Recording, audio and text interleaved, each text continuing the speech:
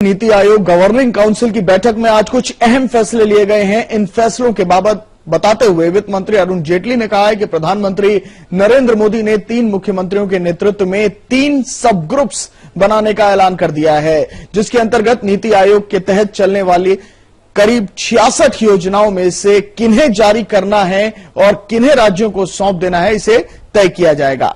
दूसरा, skill development के लिए रिसोर्सेज का खाका तैयार करना और तीसरा, स्वच्छ भारत अभियान को सुचारू रूप से चलाना, जारी रखना और उसके लिए मैकेनिज्म को तैयार करना। हालांकि अभी इन सब ग्रुप्स के लिए 3 सीएम को चुना नहीं गया है। इसके अलावा उन्होंने यह भी बताया कि बैठक में गरीबी उन्मूलन और विकास के मुद्दे पर 2 टास्क फोर्स बनाए जाने की बात सामने आ रही है, लेकिन इस पर अभी कुछ रोड मैप तैयार नहीं हो पाया है। तो ये एक बड़ी उपलब्धि होगी अगर नीति आयोग की इस बैठक में ये 3 सब ग्रुप अगर 3 मुख्यमंत्रियों की अध्यक्षता में बनते हैं तो काम को किस तरह से सुचारू रूप से चलाया जाएगा, इसकी जवाबदेही तय होगी। तो ये कुछ शुरुआती खबर है जो नीति आयोग की पहली बैठक से निकल कर आई है। Would constitute 3 subgroups of chief ministers. The names will be given to you after the chief ministers indicate their own preference. The first subgroup is in relation to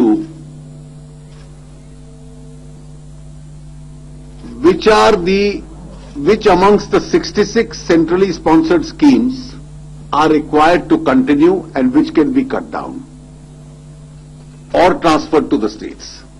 66 केंद्रीय योजनाएं हैं, इनमें से कौन सी कंटिन्यू करें और कौन सी राज्यों को ट्रांसफर हो सकती है, कौन सी कट डाउन की जा सकती है।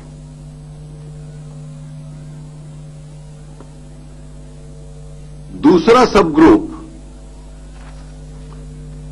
ह्यूमन रिसोर्स डेवलपमेंट की दृष्टि से है कि स्किल डेवलपमेंट के लिए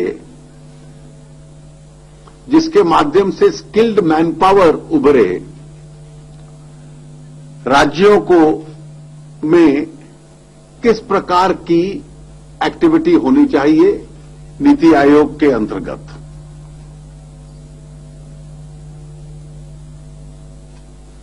और तीसरा सब ग्रुप कि ये स्वच्छ भारत अभियान जो क्लीनलीनेस कैंपेन है, ये कोई सीमित समय के लिए नहीं है। This has to become a part of our life and it has to become a part of our life in perpetuity. And therefore what is the institutional mechanism to be evolved for this purpose and what is the technology know how which is essential for this.